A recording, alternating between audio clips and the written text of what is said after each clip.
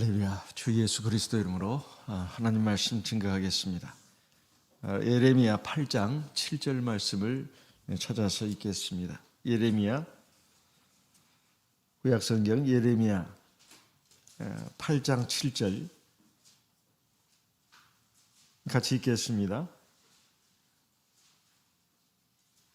예레미야 8장 7절 공중의 학은 그 정한 시기를 알고 반구와 제비와 두루미는 그 올 때를 지키거늘 내 백성은 여호와의 규례를 알지 못하도다 하셨다 하라. 여기 말씀을 보면 공중의 새 그리고 하나님의 백성을 비교해 가지고 말씀하신 내용이 나옵니다. 하나님이 천지 만물을 창조하시고 모든 것을 다 주관하시는데 사실 그 가운데 새들이 있습니다. 이 공중의 새들은 사실 이 사람에 비하면 아주 형편없는 그런 미문에 불과합니다. 사람은 하나님의 형상과 모양을 따라서 지어진 아주 존귀한 존재 아닙니까? 아주 영광스러운 존재입니다. 오직 사람만이 하나님을 인식할 수 있고 하나님께 경배드릴 수 있습니다. 그리고 사람만이 하나님을 자기 아버지로 인정하고 자기는 그 하나님의 자녀라는 것을 인정할 수 있습니다. 그런데 새들은 그럴 수가 없다 이 말이에요. 그런데 그 새들, 인간보다도 훨씬 못한, 비교 대상도 못 되는 공중의 새는 어떤가 하면은 그 정한 시기를 안다. 반구와 제비와 두루미도 그 올 때를 지킨다. 이렇게 말씀하고 있습니다. 하나님이 천지 만물을 만들고 거기에 어떤 법칙을 넣어놨습니다. 세상에 믿지 않는 많은 사람들은 객관적으로 표현한다 해가지고 대자연의 법칙 이렇게 말하죠. 그렇지만 그 만물이 저절로 생긴 건 아닙니다. 하나님이 만드셨다 이 말이에요. 그리고 어떤 법칙을 정해놨어요. 특별히 공중의 새들을 보게 되면 겨울이 되면 날씨가 굉장히 추워지지 않습니까? 그래도 먹을 것도 없습니다. 그래서 이제 남쪽을 향해서 날아갑니다. 가을이 되면 많은 새들이 남쪽을 향해서 날아간다 이 말이에요. 그래서 봄이 되면 다시 날아옵니다. 이 많은 새들 하나님이 정한 시기를 안다 이 말이에요. 그리고 그 법칙에 따라서 자기들의 삶을 살아갑니다. 그런데 하나님의 백성은 하나님의 규례, 하나님의 법칙 이걸 알지 못한다는 거예요. 하나님의 규례라고 하는 것은 하나님의 법을 말합니다. 하나님의 말씀을 말하는 거예요. 이거를 알지 못한다 이렇게 되어 있습니다. 이 우주 안에는 하나님의 법칙이 있습니다. 우리 인생도 마찬가지입니다. 사람을 만들고 사람이 어떻게 살아야 생명을 누릴 수 있고 평안하게 살 수 있고 행복하게 살 수 있는지 법칙을 정해놨다 이 말이에요. 그게 하나님의 계명이고 하나님의 율법이고 하나님의 말씀입니다.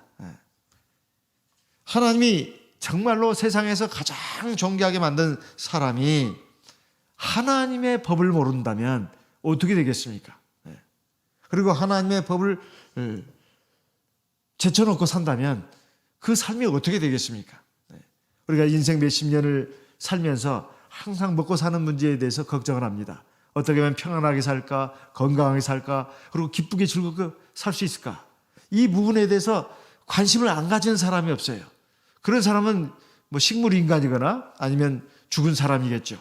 사람이 숨을 쉬면서 살아가면서 항상 마음속에 생각하는 건 그겁니다. 내가 어떻게 하면 건강하게 오래 살까, 평안하게 살까, 기쁘고 즐겁게 살까, 행복을 만끽하면서 살 수 있을까? 이것은 우리 인생에 있어서 가장 중요한 화두입니다. 신명기 12장 28절 말씀을 보겠습니다. 신명기 12장 28절. 신명기 12장 28절 말씀 같이 읽겠습니다. 신명기 12장 28절 같이 읽겠습니다. 내가 네게 명하는 이 모든 신명기 12장입니다. 신명기 12장 28절 같이 읽습니다.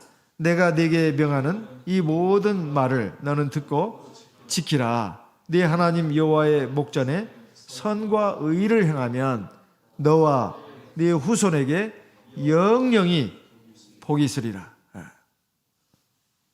하나님의 모든 말씀을 잘 듣고 그것을 준행하라는 것입니다. 그러면서 네 하나님 여호와의 목전에, 이 목전이라는 것은 눈목자의 앞전자입니다.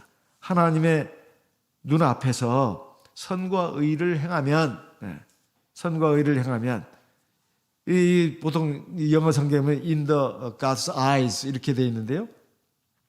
이것이 하나님의 눈앞에라는 뜻도 되지만 하나님의 보시기에 이런 뜻도 됩니다. 그래서 한글 흠정역 성경을 보게 되면 너는 하나님 보시기에 이렇게 되어 있어요. 하나님 보시기에 착함과 올바른 것을 행하라. 이렇게 되어 있다 이 말이에요. 그러면 너와 네 후손에게 영원히 복이 있을 것이다. 그러니까 하나님 보시기에 하나님 눈앞에서 착함과 올바른 것을 행하라. 옳은 것을 행해라. 그것이 바로 우리가 영원히 복을 받고 누리면서 살 수 있는 그 길이다 이 말이에요. 그런데 하나님 앞에서 선과 의를 행한다는 것, 이게 무슨 말일까요? 바로 하나님의 법, 하나님의 말씀, 하나님의 율법을 잘 듣고 그대로 행하라는 거예요. 우리가 이 가정생활을 보게 되면 같은 지붕 안에 살면서도 때로 그 남편과 아내의 생각이 다른 것을 느낍니다. 그리고 부모와 자녀 간의 생각도 다른 걸 느껴요. 같은 부모 밑에서 태어났는데도 이 형제 간의 생각도 다르다는 걸 느낍니다. 오늘날 시대가 어떤 시대입니까? 자유로운 시대 아니에요? 자유로운 시대를 우리가 살고 있습니다. 거기다 덧붙여진 것이 민주시대입니다. 그러니까 각자 자기가 옳다고 생각하는 것을 따라서 살 수 있다 이 말이에요. 그리고 그것을 또 주장하기까지 합니다. 또 백성이 주인이라는 거예요. 누구도 주인이 아니라 바로 백성이 주인이고 한 사람 한 사람이 주인이라는 거예요. 그러다 보니 어떤 또 문제가 생겼나 하면은 각 사람마다 자신이 절대적으로 옳다고 생각하는 그런 경향을 갖게 되었습니다. 근데 우리 주변에 보게 되면 나와 생각이 다른 사람들이 참 많이 삽니다. 그래서 어떤 주제에 대해서 말을 할 때 좀 조심해야 된다 이런 생각이 들 때가 많아요. 특히 정치적인 부분에 있어서는 참 조심을 해야 된다. 왜냐하면 사람마다 그 어떤 현상을 놓고 그걸 판단하는 그 시각이 달라요. 그건 옳다, 그건 틀렸다. 이게 자기의 어떤 주관 가치관에 의해서 신념에 의해서 그걸 판단한다 이 말이에요. 그런데 사실 이 세상에서 절대적으로 옳은 사람은 없습니다. 오직 하나님만이 절대적으로 옳은 분이에요. 어제나 오늘이나 내일 그리고 영원토록 동일하신 분이 누구나 하면 바로 하나님이에요. 하나님만이 그 특성, 그 본질, 그 속성이 변함이 없습니다. 그래서 하나님의 말씀이나 뜻은 바뀌는 법이 없어요. 그래서 하나님의 옳다고 여기시는 것은 영원히 옳은 겁니다. 사람은 그러지 않아요. 내가 옳다고 생각하는 것이 꼭 옳은 게 아닙니다. 다른 사람이 봤을 때 틀렸다면 그 틀린 거예요.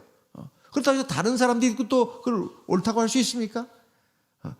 내가 비록 소수지만 나와 다른 생각을 가진 사람들은 더 많지만 그 다수결에 의해서 그 결정할 수 있는 것도 아니에요.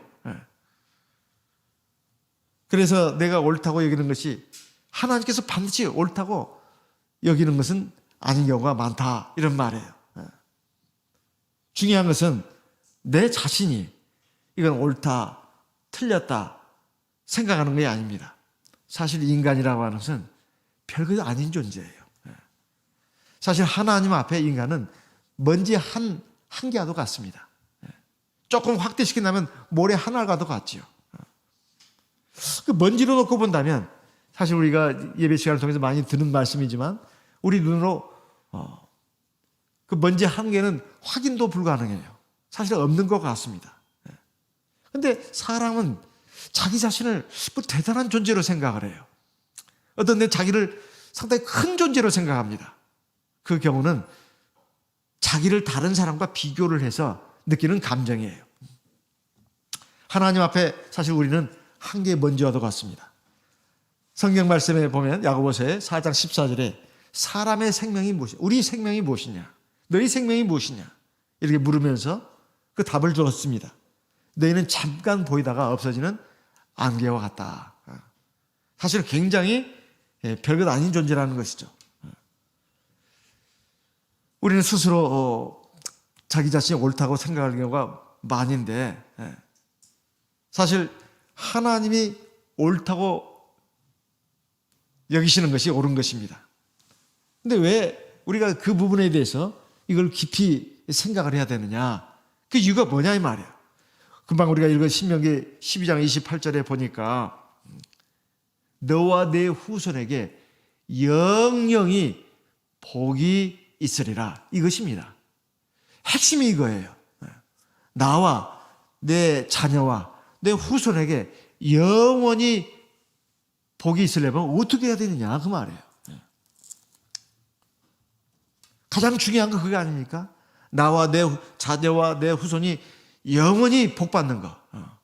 늘 평안하고 늘 기쁨과 즐거움이 넘치고 늘 행복한 거. 이게 우리 사람이 다 추구하는 것이잖아요. 그걸 한 단어로 행복이라고 하지 않습니까? 그걸 더 줄이면 복이라고 하잖아요. 내가 정말로 복을 받기를 원한다면, 내가 정말 행복한 삶을 살기 원한다면, 그것도 이 세상이 아니라 영원까지, 영원토록 행복하게 살기를 원한다면 어떻게 해야 되겠냐 이 말이에요. 내가 옳다고 여기는 것을 버려야 합니다. 내가 옳다고 생각하는 것을 버려야 돼요. 그리고 하나님이 옳다고 생각하는 것을 취해야 합니다. 그걸 내 것으로 만들어야 된다 이 말이에요. 근데 이게 쉽지 않은 일입니다. 왜냐하면 우리가 육신을 가지고 다 각자 자기 주관도 있고 자기 삶의 경험도 있고 또 자기가 지금까지 쌓은 지식이 있다 이 말이에요. 그것이 사실 별것도 아닌데, 근데 이걸 가지고 자아를 형성해요. 그게 바로 나입니다. 근데 이게 하나님의 말씀과 이 괴리가 있다 이 말이에요. 간격이 있어요. 나의 어떤 이 주관과 신념의 경험, 가치관, 상식을 버리고 하나님 말씀을 따라가려고 보니까 불안하다 이 말이에요. 불안해요. 불안해요. 걱정이 된다 이 말이에요. 이래서 될까? 이러다가 꼭 내가 손해볼 것 같아요. 내가 뭔가 잘못된 길로 가는 것 같습니다. 그래서 그것이 심적인 어떤 그 불안, 심적인 어떤 그 번민, 걱정, 근심 이걸로 인해서 짧게나마 고통을 겪어요. 하나님 말씀이 하루에 예배 시간에 오면 또 성경을 읽으면 그런데 자기는 거기에 지금 못 미친단 말이야 많이. 거기서 오는 갈등이 있어요. 어떤 때는 또 이렇게까지 심지어는 푸념을 하기도 합니다. 하나님 말씀이 너무 무거운 멍해라고, 짐이라고. 그게 아닌데. 그리고 하나님 말씀을 자꾸 듣다 보면 내 몸에 맞지 않은 옷을 자꾸 강제로 입으라고 하는 것 같은 이런 푸념도 한단 말이에요. 실제로 그렇게 말하는 분도 있습니다. 하나님 말씀이 지금까지 그렇게 안 살아왔어요. 자기는 그냥 설렁설렁 살아왔어요. 하나님 말씀은 그냥 감상적으로만 들었다 이 말이에요. 그리고 때로 뭐 내 마음을 즐겁게 해주고 기쁘게 해주는 말씀은 달콤하게 들리고 감동도 받습니다. 근데 그 이상을 요구하면 막 마음속에서 저항감이 생겨요. 부작용이 일어난다 이 말이에요. 심지어는 갈등이 일어납니다. 때로는 막 하나님 말씀이 너무 무거운 어떤 압박으로 느껴진다 이 말이에요. 과연 그런 걸까요? 자기 생각대로 나가서 그러면 진짜로 행복하게 살 수 있고 평안하게 살 수 있고 영원토록 복받으며 살 수 있을까요? 그러면 지금 자기 신념과 주관과 그 가치관을 내 자녀들에게도 주변 사람들에게도 전해주고 가르쳐줄 수 있습니까? 그럴 자신 있냐 이 말이에요. 그게 아니지 않습니까? 사실 하나님의 말씀은 때로 내 자존심에 상처를 주기도 합니다. 왜냐하면 내가 옳다고 생각하는데 그것에 대해서 뭐 하나님 말씀 나를 친다 이 말이에요. 너 틀렸어. 그렇게 살면 안 돼. 지금 너의 그 마음과 생각, 가치관은 틀린 거야. 자존심이 상처를 입을 수가 있어요. 하나님의 말씀도 아무리 하나님 말씀이지만 내 자존심에 상처를 줄 수도 있다 이 말이에요. 왜냐하면 내 스스로 옳다고 생각하면서 살아왔기 때문에 그렇습니다. 그런데 사실 오랜 시간이 지나고 보면 내 생각이 틀렸구나. 하나님 말씀이 맞구나. 이렇게 깨닫는 순간들이 적지 않습니다.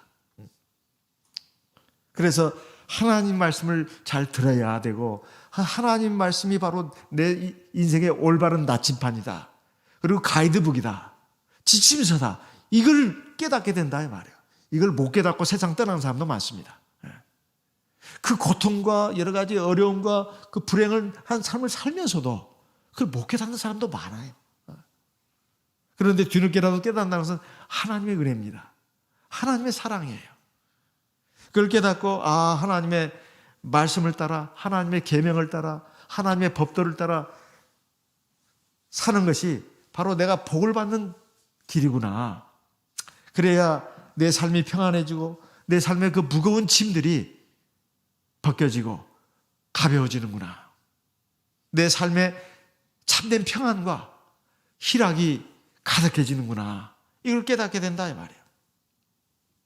신명기 13장 18절 말씀을 읽어보겠습니다. 신명기 13장 18절입니다.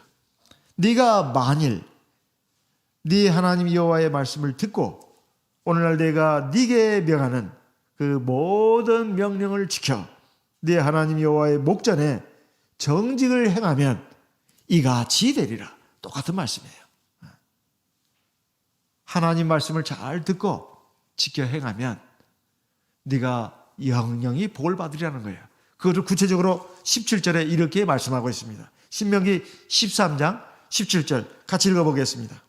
너는 이 진멸한 물건을 조금도 내 손에 대지 말라. 그리하면 여호와께서 그 진노를 그치시고 너를 긍휼히 여기시고 자비를 더하사 너의 열조에게 맹세하신 것 같이 네 수요를 번성케 하실 것이라. 하나님께서 그 진노를 그치시고, 나에 대한 진노죠. 하나님 화내실 수가 있어요.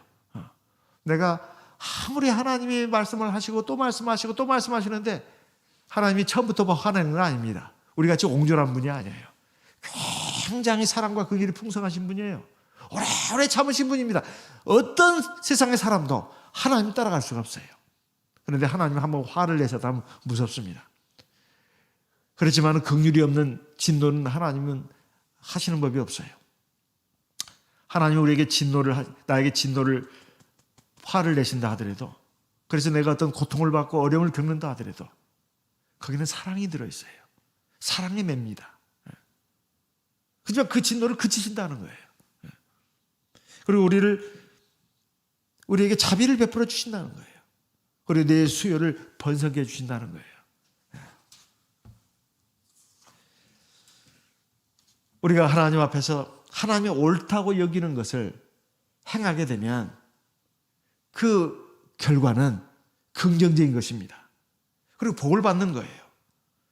사사기 6장 1절 2절 말씀을 읽겠습니다. 사사기 6장 1절 2절.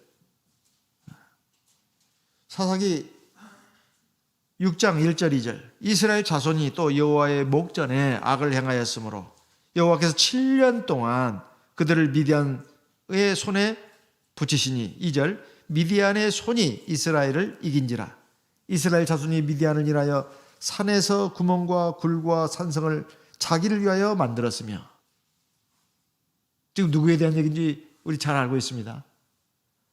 이스라엘 백성, 하나님의 선민에 대한 얘기입니다. 하나님의 선민, 지금 이방 족속에게 압제를 받으면서 고통스러운 삶을 살게 됐다 이 말이에요. 그 이유가 뭐겠습니까? 이스라엘 백성이 하나님의 목전에 악을 행했다 이 말이에요. 하나님 보시기에 악한 일을 했다 이 말이에요. 근데 이스라엘 백성의 입장에서는 자기들이 잘못됐다고 생각하겠습니까? 자기들이 지금 당하는 고통만 생각하는 거예요. 사람이 그런 존재입니다. 살아가면서 고통을 겪으면 너무 내 삶은 왜 이렇게 고통을 당하나? 왜 어렵나? 나는 왜 하는 일마다 안 되나? 왜 내 눈에서 항상 눈물이 나와야 되는가? 한숨이 끄지지 않는가? 그래서 자기가 잘못됐다고는 생각을 안 한다 이 말이에요. 근데 하나님 보시기에 그들이 좀 잘못했다 이 말이에요. 하나님의 법을, 하나님의 말씀을 거역해서 살았기 때문에 그렇습니다. 그 결과가 뭐냐 이 말이에요. 하나님께서 하나님의 선민을 7년 동안이나 미디안 사람의 손에 붙였다고 말해요. 이방 사람의 손 안에 두셔가지고 아주 고통스러운 삶을 살게 했습니다. 하나님이 선민을 구원할 수 없는 게 아닙니다. 하나님의 선민들이 하나님의 말씀을 거스려가지고 생활했기 때문에 그렇다 그 말이에요. 2절에 금방 사사기 6장 2절에 읽은 말씀에 보면 미디안의 손이 이스라엘을 이겼다 이렇게 말씀하고 있습니다. 그래서 이스라엘 사람들이 고통을 받게 된다 이 말이에요. 우리가 살아가면서 겪는 고난이라고 하는 거. 물론 우리가 하나님 말씀을 보면 하나님이 우리를 연단하신다. 내가 꼭 뭘 죄를 짓지 않고 잘못하지 않았어도 하나님이 나를 정금처럼 만들기 위해서 연단하신다. 물론 욥의 고난도 있고 많은 하나님의 믿음의 백성들에게 주신 그 연단 시련이 있죠. 그쪽으로만 또 일방적으로 또 생각해서는 안 됩니다. 사실 대부분은 내가 하나님의 말씀대로 살지 않기 때문에, 하나님 말씀대로 행하지 않기 때문에 하나님께서 나에게 고난을 주시는 겁니다. 성경에 분명히 기록한 바와 같이 신명기 30장에 다 나와 있죠. 25장부터 30장 쭉 보시게 되면 하나님 말씀에 순종하면 복을 받고 거역하면 화를 당한다. 이것이 아주 구체적으로 아주 세밀하게 말씀하고 있습니다. 하나님 보시기에 악한 일을 행하는 것, 이게 사람들이 계속 또 반복을 하는데 우리 선민, 하나님의 선민 이스라엘 백성도 그랬습니다. 그 이유가 대체 왜 계속 반복해서 악을 행하냐 이 말이에요. 첫 번째 이유는 신명기 31장 20절 말씀을 보겠습니다. 신명기 31장 20절입니다. 신명기 31장 20절 같이 읽어보겠습니다. 신명기 31장 20절 내가 그들의 열조에게 맹세한 바 젖과 꿀이 흐르는 땅으로 그들을 인도하여 드린 후에 그들이 먹어서 배부르고 살찌면 돌이켜 다른 신들을 섬기며 나를 멸시하여 내 언약을 어기리니. 다른 게 아닙니다. 하나님이 이미 말씀하셨어요. 모세를 통해서 이미 말씀하셨습니다. 너희들이 이제 가나안 땅, 젖과 꿀이 흐르는 땅, 내가 너희들에게 약속한 땅을 너희에게 주게 되면, 너희가 거기서 살게 되면 이제 너희들이 생활이 아주 풍요로워질 것이다 이 말이에요. 그러면 하나님을 잊어버릴 것이다 이 말이에요. 그리고 심지어 하나님을 멸시할 것이다. 지금 이렇게 살고 있는 것이 하나님의 은혜인데, 하나님이 너에게 지금 은혜를 주셔가지고 이렇게 살고 있는 것인데 그 은혜를 주신 하나님을 잊어버린다는 거예요. 그리고 멸시하기까지 한다는 것입니다. 하나님의 자녀고 하나님의 백성이기 때문에, 그리고 하나님의 인도를 따라서 이 하나님의 약속하신 땅에 들어왔는데 정작 하나님의 백성들이 그 은혜를 잊어버리고 하나님을 멸시하게 된다 그 말이에요. 이제는 하나님이 필요 없다는 거죠. 하나님 필요 없다는 거예요. 왜? 사는 것이 너무 넉넉해요. 뭐 물질적으로 부족한 게 없다 이 말이에요. 그리고 사는 것이 아주 좋습니다. 즐거워요. 그러다 보니 이미 스스로를 높이 평가를 해본 거예요. 하나님 이제 필요 없다는 거예요. 그래가지고 자기 자신이 하나님을 대체해버렸어요. 자기가 알게 모르게 자기가 그냥 하나님이 돼버린 거예요. 하나님 없이도 자기 살 수 있다 이 말이에요. 하나님을 그렇게 믿고 의지하고 찾고 하나님 말씀이 뭐라고 해도 그 별로 듣고 싶지 않은 거예요. 그냥 내 마음에 맞는 말만 해주라는 거예요. 내가 하나님을 아주 버리지는 않을 텐데 그래도 내 마음에 맞는 말을 해주라는 거예요. 내 마음에 거스리는 말을 하지 말라는 겁니다. 이렇게 되면서 자기가 이제 하나님보다 위에 올라가게 되는 거예요. 더 이상 하나님이 그렇게 보이지 않습니다. 하나님을 절실히 찾아야 할 이유도 없어졌어요. 아주 많은 경우에 우리가 살아가면서 어떤 일을 할 때, 어떤 결정을 할 때, 우리가 어떻게 살아야 할 것인지 우리 삶의 방식을 정할 때 하나님 보시기에 악하고 옳지 않은 경우가 많습니다. 그 이유가, 가장 첫 번째 이유가 우리 삶이 풍요로워진 거예요. 넉넉해진 것입니다. 그래서 잠언 30장 7절로 9절에 보게 되면 그 유명한 아굴의 기도가 나오지 않습니까? 하나님, 나로 하여금 가난하게도 마옵소서. 왜냐하면 그건 너무나 감당하기 힘든 거예요. 육신을 가진 인간들이 그 가난을 겪으면서 산다는 건 참 쉬운 일이 아닙니다. 가난은 조금 불편하지 불행한 거 아니라고 했는데 그런 것도 아닙니다. 조금 불편한 정도가 아니에요. 불행하게 느껴져요. 가난하게 살면. 인간이기 때문에. 그래서 나로 하여금 가난하게도 마옵소서. 그 기도만 한 게 아닙니다. 두 번째 중요한 기도를 했어요. 하나님, 나로 하여금 부자가 되기도 하지 마시옵소서. 그 기도도 했어요. 왜 그럴까요? 그 이유도 말해놓고 있어요. 내가 부유해지면, 내가 생활이 아주 넉넉해지면 하나님을 잊어버릴까 두렵기 때문에 그렇습니다. 자기 자신이 하나님이 되기 쉽다는 거예요. 나의 눈에 하나님이 더 이상 안 보인다는 겁니다. 절실하게 하나님이 필요하지 않다는 거예요.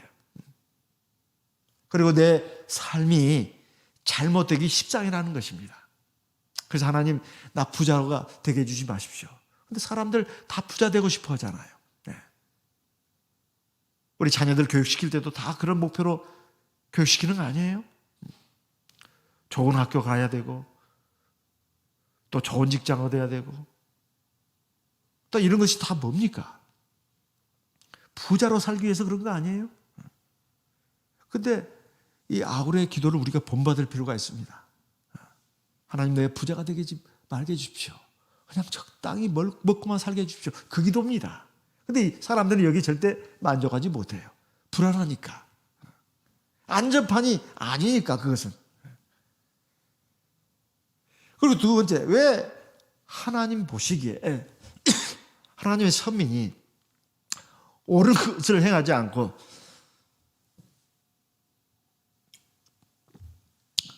악을 행했습니까? 사사기 2장 7절 말씀을 보겠습니다. 사사기 2장 7절입니다. 사사기 2장 7절. 사사기 2장 7절. 백성이 여호와의 사는 날 동안과 여호수아 뒤에 생존한 장로들 곧 여호와께서 이스라엘을 위하여 행하신 모든 큰 일을 본 자의 사는 날 동안에 여호와를 섬겼더라. 하나님을 경외하는 믿음의 1세대들이 생존하고 있을 때는 백성들은 모두 다 하나님을 섬겼습니다. 하나님의 일꾼들, 교회 장로들, 그리고 교회 지도자들이 다 하나님을 아주 절실하게 체험했어요. 너무 지금까지 살아오는 과정이 어려웠습니다. 그리고 여러 가지 곤란한 점들이 많았어요. 그런데 하나님을 경외하고 의지하고 하나님 말씀에 순종하고 열심히 듣고 배우고 순종하고 그리고 기도도 열심히 하고 그 1세대들이에요. 그러다 보니까 하나님의 능력, 하나님의 역사가 굉장히 많이 일어났습니다. 그 체험이 있는 세대예요. 그들이 있을 때는 그 백성들이 다 하나님을 경외했다는 거예요. 사사기 2장 10절 말씀을 읽겠습니다. 그 세대 사람도 다 그 열조에게로 돌아갔고 그 후에 일어난 다른 세대는 여호와를 알지 못하며 여호와께서 이스라엘을 위하여 행하신 일도 알지 못하더라. 그 믿음의 1세대가 죽고 나니까 이 2세대, 3세대가 태어나는 거예요. 하나님께서 하나님의 백성 이스라엘을 위해서 행하신 모든 큰 일을 그 다음 세대들이 알지 못한 거예요. 일단 하나님을 알지 못하면 말입니다. 그리고 하나님이 행하신 일을 알지 못하면 잘못되기가 쉬워요. 잘못될 수밖에 없습니다. 그래서 그들이 하나님 보시기에 악을 행했다. 사사기 2장 11절 이스라엘 자손이 여호와의 목전에 악을 행하여 바알들을 섬기며 이렇게 되는 거예요. 우리 가정에서 보면 부모가 하나님을 잘 경외하는 그런 가정을 봅니다. 그러면 그 자녀들은 하나님을 떠나지 않아요. 하나님을 그 부모가 잘 경외하면 자녀들에게 그것이 본이 됩니다. 모범이 돼요. 자녀들이 그 모습을 봐요. 하나님 앞에 막 예배가 빠지질 않아요. 저녁 예배, 화요일 저녁 예배, 금요일 저녁, 안식일은 금요일부터 지켜야 된다고. 금요일 저녁, 오전, 오후 빠지지 않고 이 부모가 교회를 열심히 나오는 그 신도 가정을 한번 잘 보시면 자녀들이 그 어렸을 때 다 봅니다. 그리고 자녀들 막 데리고 나와요. 그러면 어렸을 때 애들은 그거 잘 모릅니다. 그 가치를. 근데 나중에 보면 확연하게 드러나요. 사실 하나님은 우리가 눈으로 볼 수가 없습니다. 근데 부모는 우리가 눈으로 볼 수가 있어요. 그 눈에 보이는 부모가, 내 부모가 하나님을 경외하면서 많은 은혜를 받는 것을 그 자녀가 보게 되면 그 자녀는 절대로 하나님 떠날 수가 없습니다. 그 가정마다 보면 그 자녀들이 부모는 믿음이 좋은데 자녀가 믿음이 안 좋은 경우는 사실 거의 없습니다. 그 믿음이 좋다는 것은 단순히 교회만 나오는 것을 말하는 게 아니에요. 교회도 나올 뿐만 아니라 집에서도 하나님 말씀을 읽고 기도도 하고 그리고 하나님 말씀으로 이렇게 자녀들을 교육하고 이러면 자녀들이 믿음에서 떨어질 리가 없습니다. 믿음은 전승이 되는 거예요. 부모가 첫째 그 자기의 그 믿음 하나님을 경외하는 그 생활로 자녀에게 본을 보일 뿐만 아니라 두 번째 부모가 자기 자녀에게 많은 관심을 갖고 하나님의 말씀을 함께 나눕니다. 그리고 간증도 공유해요. 아빠가 말이다 예전에, 엄마가 말이다 예전에 하면서 그 하나님의 역사 이걸 갖다가 자녀들에게 이렇게 같이 공유를 하는 거예요. 그러면 간접적인 체험을 하는 겁니다. 자녀들은 아직 직접 체험 못했어요. 하지만 애들이 이제 살아가면서 자기들이 체험을 하게 되는 거예요. 세 번째, 하나님을 경외하는 부모는 항상 자기 자녀를 위해서 기도합니다. 기도해요. 이게 얼마나 중요한지 몰라요. 그래서 하나님의 보호하심 아래에서 그 자녀들이 하나님을 경외하게 되는 것입니다. 그래서 가정 안에 나이 드신 할아버지 할머니가 있다는 것도 큰 복이에요. 특히 믿음을 가진 할아버지 할머니가 있다는 건 큰 복입니다. 자녀들의 신앙이 잘못되는 것은 다른 게 아닙니다. 가정에 노인이 세상을 뜨고 부모가 세상을 뜨고 또 그 하나님을 경외하는 노인이 집안에 있을 때 그게 그 가정에는 하나님의 은혜와 하나님의 지혜가 넘치게 됩니다. 근데 잠시 후에 할아버지 할머니도 세상 떠나고 부모도 세상을 떠나면 자녀들의 신앙이 잘못되기 아주 쉬워요. 그때까지 튼튼하게 세워놓지 않으면 잘못되기가 쉽습니다. 교회도 마찬가지입니다. 교회도 보면 연세가 비교적 지긋하신 그 분들 가운데 특히 영성이 높으신 분들이 있는 그 교회는 참 바르게 갑니다. 그런데 젊은 사람들만 있는 교회는 이 세상의 문화가 막 휩쓸려 들어와가지고 세상의 그 잘못된 그 문화가 교회 안에까지 침투해 들어와서 교회가 정말 참교회의 그 순수성, 그 정신을 잃어버리기가 쉽습니다. 변질됐는데도 변질되는 걸 몰라요. 젊은 사람들만 있는 교회는 그러기가 쉬워요. 꼭 그렇다는 게 아닙니다. 그럴 가능성이 있다는 거예요. 위험성이. 그래서 교회에 어른이 있다고 하는 것은 참 보물입니다. 그것도 믿음 생활을 잘한 어른을 말하는 거예요. 나이만 든 어른을 말하는 게 아니고 참 겸손하게 또 진실하게 하나님을 경외하면서 온유하게 이렇게 온 그 어른들이 이 교회 안에 있다고 하는 것은 그 교회 복이에요. 그래서 우리 교회는 특히 연장자, 특히 영적인 지혜를 가진 분들을 귀하게 여겨야 합니다. 교회뿐만이 아니에요. 총회도 그래야 합니다. 솔로몬의 그 아들이 솔로몬을 이어서 왕이 됐는데 노인들을 다 물리쳤잖아요. 나라가 결국은 이제 쪼개지게 되었습니다. 그래서 믿음의 이 전승이라고 하는 것이 참 중요한데 믿음을 가진 그런 세대들이 죽고 나니까 그 다음 세대들이 하나님을 몰라요. 그리고 하나님의 행하신 일을 모릅니다. 그러니까 결국은 악한 길로 가는 거예요. 세 번째, 사사기 2장 21절. 사사기 2장 21절. 나도 여호수아가 죽을 때에 남겨둔 열국을 다시는 그들의 앞에서 하나도 쫓아내지 아니하리니. 22절. 이는 이스라엘이 그 열조에 지킨 것 같이 나 여호와의 도를 지켜 행하나 아니하나 그들로 시험하려 함이라 하시니라. 이스라엘 백성들을 가나안 땅으로 하나님이 인도해 주셨을 때 하나님은 거기에 있는 모든 이방 족속들을 다 몰아내시려고 했습니다. 왜냐하면 이 이방 족속들은 유일한 참 하나님을 경배하지 않고 우상을 섬기는 그런 사람들이었기 때문에 그렇습니다.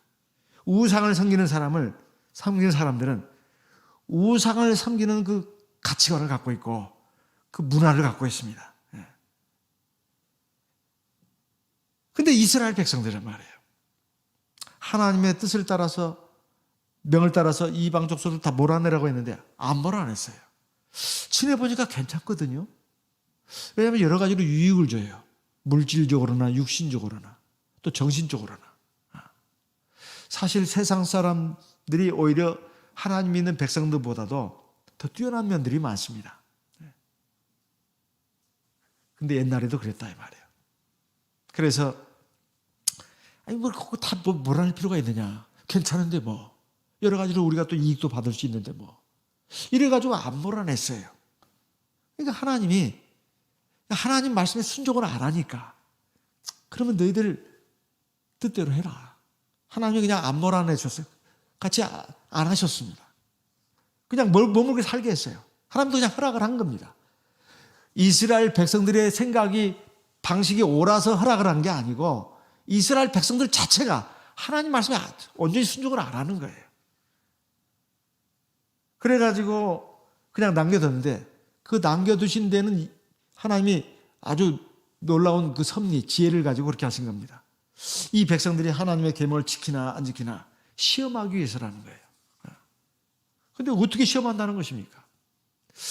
이스라엘 백성들이 하나님의 말씀을 따라서 이방 족속들을 다 몰아내고 거기에 절대 동화돼서는 안 되고 그들을 따라가서는 안 되는데 그들과 같이 사는 것을 좋아한단 말이에요. 그러면은 이 하나님의 백성들이 의도한 대로 되느냐? 그게 아닙니다. 그 이방 족속들이 더 힘이 세져가지고 하나님의 선민들을 이제 압제하는 거예요. 괴롭히는 거예요. 고통을 주는 거예요. 그걸 어떻게 그렇게 하느냐? 하나님이 그냥 그렇게 하는 게 아닙니다. 하나님 백성들이 이방 족속들하고 살더라도 하나님을 온전히 경외하고 하나님의 계명을 온전히 지켜야 되는데 그러면 설령 이방 족속들이 있다 하더라도 그들을 압도할 수 있습니다.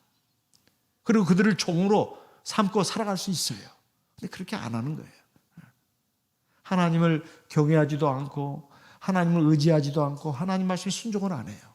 그러면 이 선민들은 약하게 되고 저절로 하나님 함께 하시지 않으니까 이방 족속들이 강하게 되는 거예요. 그 강한 족속들이 선민들을 갖다가 압제하는 겁니다.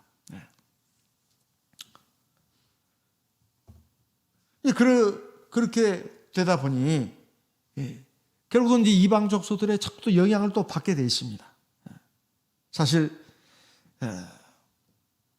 우리 마음에 있는 정욕을 그 이방 족속으로 또 상징해서 말씀하기도 합니다. 우리 사람마다 다 욕망이 있어요. 죄의 욕망이. 우리가 하나님의 선민이 됐다 하더라도 정욕이 있습니다.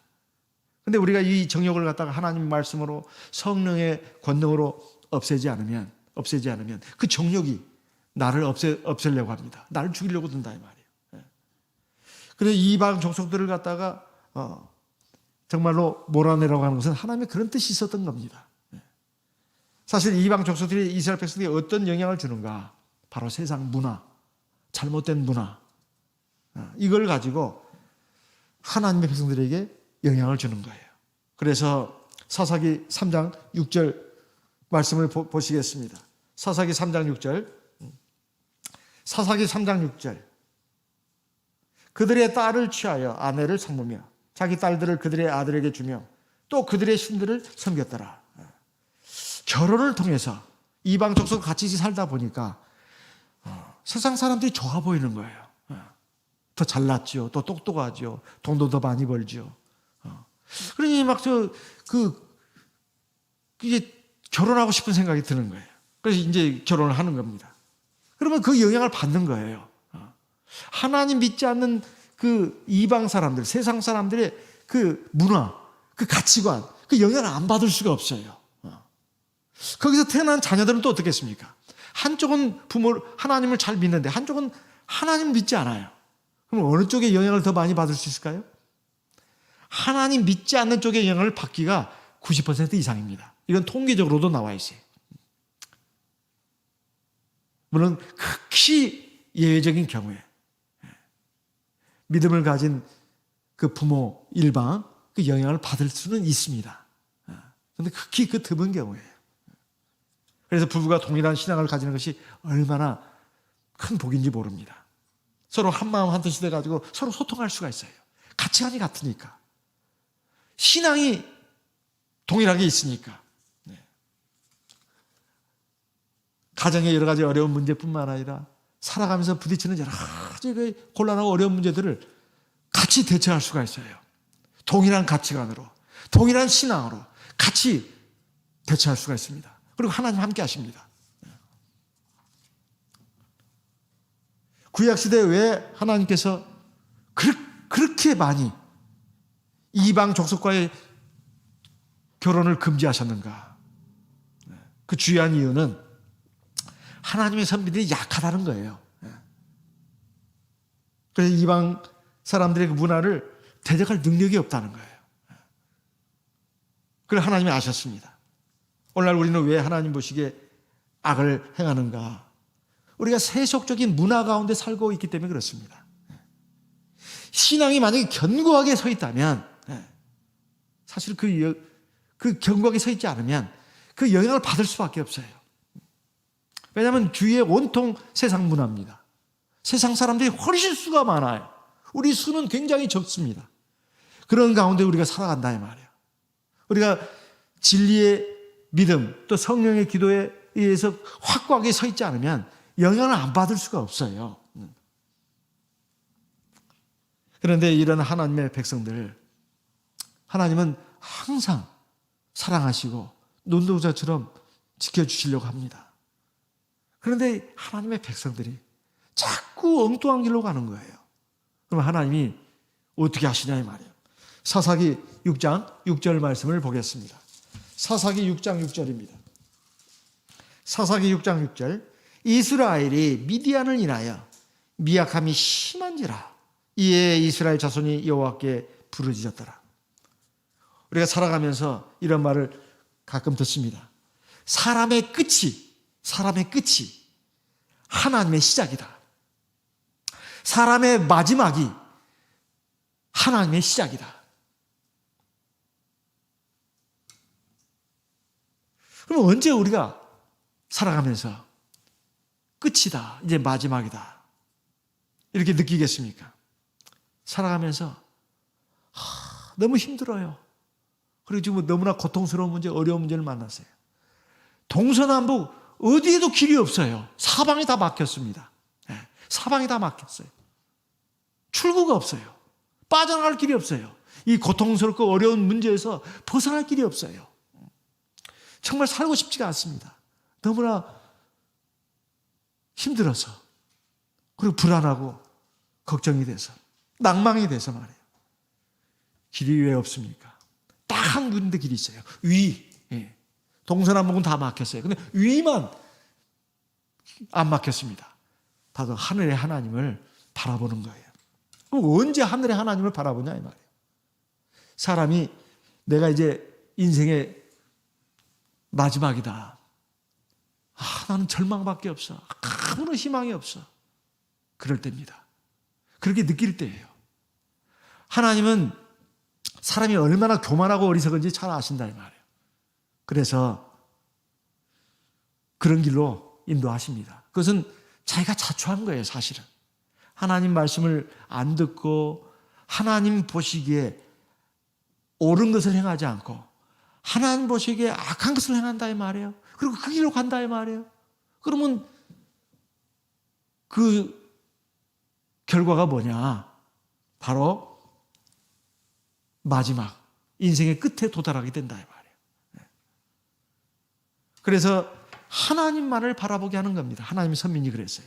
미디안으로 해서 압제가 너무 심하니까 도저히 못 살 것 같아요. 너무 괴로워서, 힘들어서. 그래서 하나님께 부르짖기 시작한 겁니다. 하나님은 이루기 어려운 일이 하나도 없어요. 모든 걸 다 하실 수가 있습니다. 천지 만물을 창조하신 분입니다. 그 천지 만물을 창조하신 하나님이 바다의 풍랑을 잔잔하게 못 하시겠습니까? 그건 아무것도 아니에요. 또 하나님이 만드신 건데요. 또 하나님은 우리 사람의 몸과 영혼을 만들었어요. 특히 우리 사람의 육체를 만들었습니다. 우리 육체를 만드신 하나님이 사람의 병을 뭘 못 고치겠습니까? 다 고칠 수 있어요.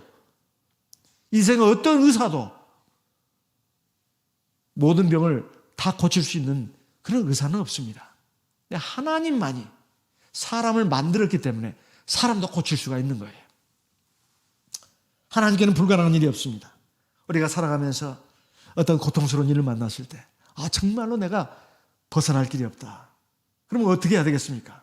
바로 위를 바라봐야 합니다. 하나님을 바라봐야 돼요. 그러면 하나님께서 그들에게 구원을 베풀어 주십니다. 사사기 6장 8절에 보니까 여호와께서 이스라엘 자손에게 한 선자를 보내사 그들에게 이르되 이스라엘 하나님 여호와의 말씀에 내가 너희를 애굽에서 인도하여 내며 너희를 그 종되었던 집에서 나오게 하여 하나님이 지금 선지자를 보내가지고 하나님을 알려주고 있어요. 내가 너희들을 어떻게 구원했는지 알지 않느냐? 애굽의 종되었던 집에서 너희를 이끌어냈잖아. 그 하나님을 지금 다시 또 알려주는 것입니다. 그러면서 10절에 내가 또 너희에게 이르기를 나는 너희 하나님 여호와니 너희는 아모리 사람의 땅들의 신들을 두려워 말라 하였으나 너희가 내 목소리를 청종치 아니하였느니라. 그 잘못된 것을 좀 깨우쳐 주는 거예요. 11절 여호와의 사자가 아비에셀 사람 그러면서 이제 그 11절 이하에는 바로 기드온을 보내가지고 하나님의 선민들을 구원하게 하는 역사가 펼쳐집니다. 우리가 살아가면서 하나님 보시기에 옳은 것을 행할 때 우리에게 평안이 있고 기쁨과 즐거움이 있고 영원한 행복이 있습니다. 그 반대로 갈 때 우리는 고통을 겪고 어려움을 겪게 되어 있어요. 우리가 살아가면서 어떤 어려운 일을 만날 때 사람이 약하다 보니까 종종 다른 사람에게 그 내 고통, 어려운 문제를 하소연하는 경우가 있어요. 만약에 그 사람이 내 얘기를 들어주는 그 사람이 정말 나에 대해서 관심을 갖고 사랑을 가진 사람이라면 여러 가지 위로의 말을 합니다. 격려의 말을 해요. 근데 그것뿐이에요. 그것뿐입니다. 그것을 넘어서는 일을 할 수가 없어요.